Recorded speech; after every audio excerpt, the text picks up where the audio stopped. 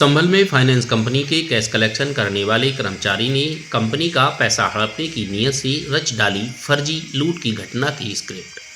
Police ने घटना की गंभीरता को देखते हुए थाने पर मुकदमा पंजीकृत कर जांच पड़ताल शुरू कर दी, जिसमें परत दर परत घटना की सच्चाई सामने आई तो पता लगा कि कर्मचारी ने खुद ही फाइनेंस कंपनी के पैसे को हड़पने की नीयत से फर्जी लूट की घटना की स्क्रिप्ट रची थी और 2 लोगों को नामजद रिपोर्ट में आरोपी भी बनाया था।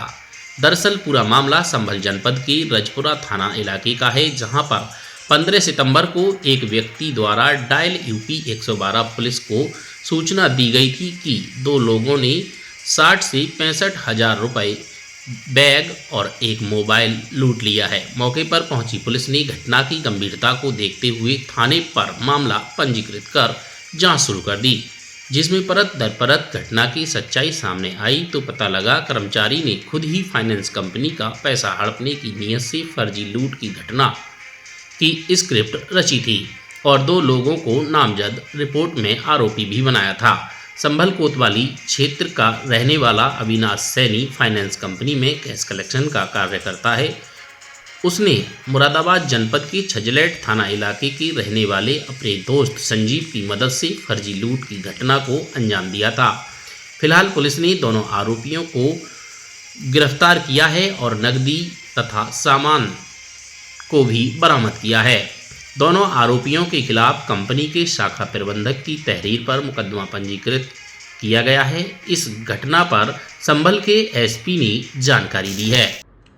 अभिलाष सैनी सन ऑफ महेंद्र सैनी निवासी संभल कोतवाली, जो कि फ्यूजन माइक्रो फाइनेंस कंपनी में कलेक्शन एजेंट का काम करता है, के द्वारा 15/9 को 112 पर थाना रजपुरा के अंतर्गत सूचना दी गई थी कि उस 2 व्यक्तियों द्वारा उसका मोबाइल और 60-65 हज़ार लूट लिए गए हैं, जिसमें उसने 2 व्यक्तियों को नामजद किया था।